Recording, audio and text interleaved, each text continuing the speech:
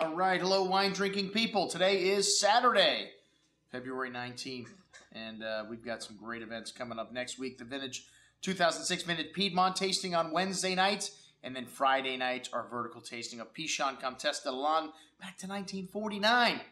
It's beginning my birthday celebration week. We've got Domaine Leroy coming up a week after that on March 4th, going back to 1969. Surprise.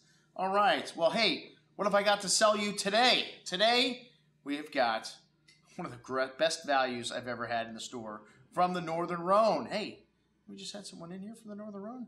Jean-Luc Colombo. Yeah, that's in what I drank yesterday on the same email here. But this wine is from Patrick Jasmin. His family goes back 4 generations in this part of the wine world. And they make a more classic style Cote Rotie. They do co-ferment a Viognier with Syrah. This appellation in the Northern Rhone is the only area, one of the only areas of the world where you see a white wine being fermented with a red wine. And they say the acidity in the Viognier actually helps to fix the color of the wine, making it darker. Kind of odd that you would add a white grape to a red grape. And when you ferment them together, they say it actually adds to the color, doesn't take away from it. But one of the things you also get from this Viognier is this lovely floral component to the nose of Cote Rotie. And Cote Rotie means roasted slope. So you can just imagine you do get some heat up here. And it is a very steep hillside vineyards there in Cote Rotie, settled around the town of Ampuis. And Guigal has a very famous wine there, Ampuis, which, hey man, this wine, $33 a bottle.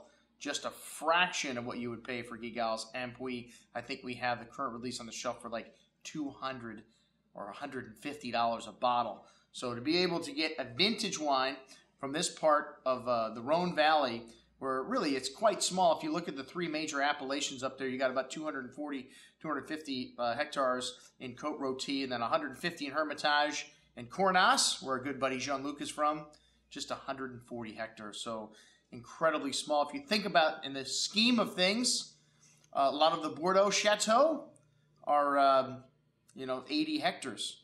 So the whole entire appellation of Cote Rotie is about the size of 3 estates in Bordeaux. So not a whole lot of wine being made here, but some great stuff. And like I said, whenever we can get a deal on something from Cote Rotie, we jump on it, especially from a well-known producer like Patrick Jasmin. All right, well, check it out. Our vintage Cote Rotie here, the 2001 vintage. You've got, I guess I should tell you a little something about the wine, huh? That would help. Let's see. Well, it does have a review on here from one of our reviewers. And, of course, I do taste all the wines that we send out. Well, whether it's on an email or whether it's in the store, unless it's the new release of Chateau Lafite, which usually I get to taste.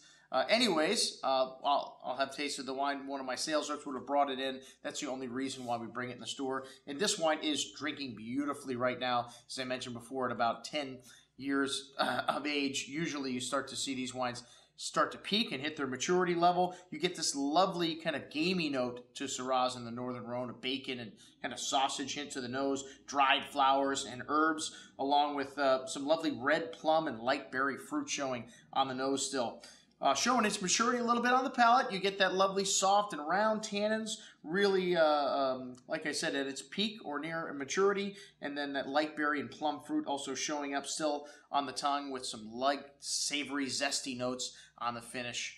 This one would be perfect with some wild boar sausage pasta. Making me hungry. All right, folks. Well, that's it for today. I'm your host, Andrew Lampasone, signing off for the Wine Watch, saying remember, always drink the good stuff first.